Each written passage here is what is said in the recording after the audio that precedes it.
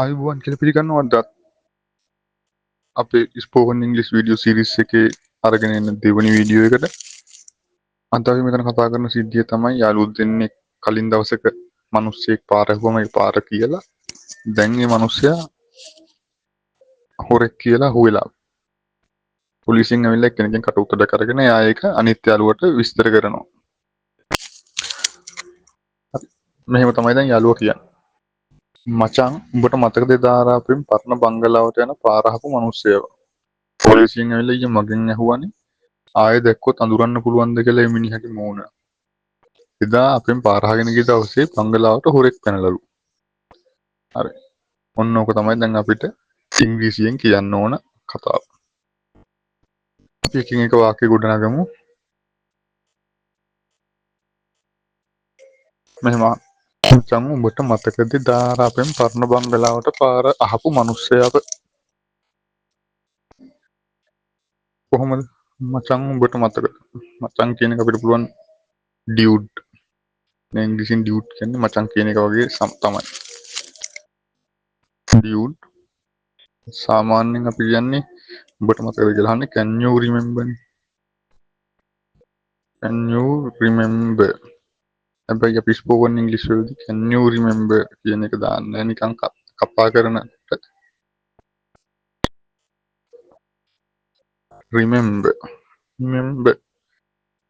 remember that dude එක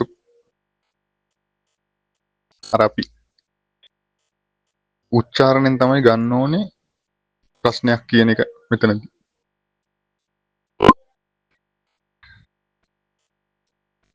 dude remember that dude මතකද අර මිනිහව? කාවද සම්බන්ධ කරන්න අපි දානවා who. මතකද අර මිනිහව? remember that dude who බංගලාවට යන පාර අහපු. ඒක පාර කලින් අහපු නිසා ask past tense. who asked us the way to that old bungalow. Dude, remember that dude who asked us the way to that old bungalow. Remember that man කියන්න පුළුවන්. Dude, remember that man who asked us the way to that old bungalow. මචං වර මතකද අර මිනිහව අපෙන් බංගලාවට යන පාර අහපු, පරණ බංගලාවට යන පාර අහපු. මේ වගේ තව වාක්‍යයක් ගොඩනගමු. ඔයාට මතකද අර මිනිහව එදා අපේ කඩේට ආපු? කොහොමද ගොඩනගන්නේ? Remember that man who කොහොමද? Remember that man අපේ කඩේට ආපු who came our store that day. හරි. ඔයගොල්ලෝ මේක වීඩියෝ බලන ගමන් වීඩියෝ එක පෝස් කරලා හරි ඒ විදිහට හිතෙන් වාක්‍ය කිහිපයක් ගොඩනගා ගන්න. මාසයක් මේ ටික කරොත් එහෙම ඔයගොල්ලන්ට සාමාන්‍ය ඉංග්‍රීසි කතා කරන එක ගොඩාක් හොඳ මට්ටමකට එනවා. හරිද? හරි. ඊළඟ වාක්‍ය. පොලිසියෙන් ඇවිල්ලා ඊයේ මගෙන් අහුවානේ ආයෙ දැක්කොත් අඳුරන්න පුළුවන්ද කියලා මේ මිනිහගේ මූණ. බලමු. ඒක නිකන් පුදුමෙන් කියන්නේ bro. The cops came yesterday. පොලිසියෙන් ඊයේ ආවා. සහ මොකද කරේ? ඇහුවා. මගෙන් ask me අඳුරන්න පුළුවන්ද කියලා මේ මිනිහගේ මූණ. කොහොමද අඳුරන්න පුළුවන්ද කියලා. ask me if I could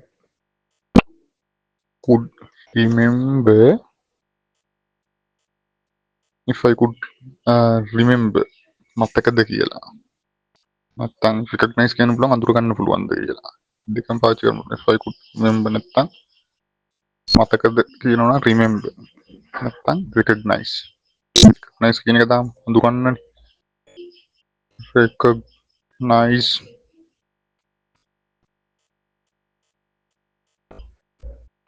His face. Bro, the cops came yesterday and asked me if I could recognize his face. මට ඔහුගේ මුණ අඳුරන්න පුළුවන්ද කියලා. If I could recognize his face. මේක තනියෙන් ගත්තම අපිට වෙන්නේ if I could recognize his face කියලා අපි මට ඔහුගේ මුණ අඳුරන්න පුළුවන් වුණා නම්. මෙතනදී ask me ඇහුවා මගෙන් අඳුරන්න පුළුවන්ද කියලා. If I could recognize his face. මෙතන could වෙන්නේ පොලිසියෙන් කලින් අහපු නිසා. කලින් පොලිසියෙන් අහපු දෙයක් තමයි මෙයා කියන්නේ. ඒක නිසා I could recognize his face. ඒ වගේ තව වාක්‍යයකට නගමු. ඔහු ඇහුවා මට ගෙදර යන්න පුළුවන්ද කියලා. He asked me if I could go home. හරි.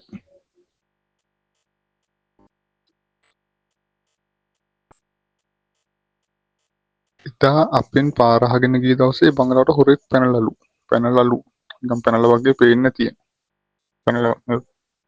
පැනලා වගේ. හරි. apparently කියන්නේ වගේ. apparently apparently the same day he asked us අපෙන් අහපු දවසේම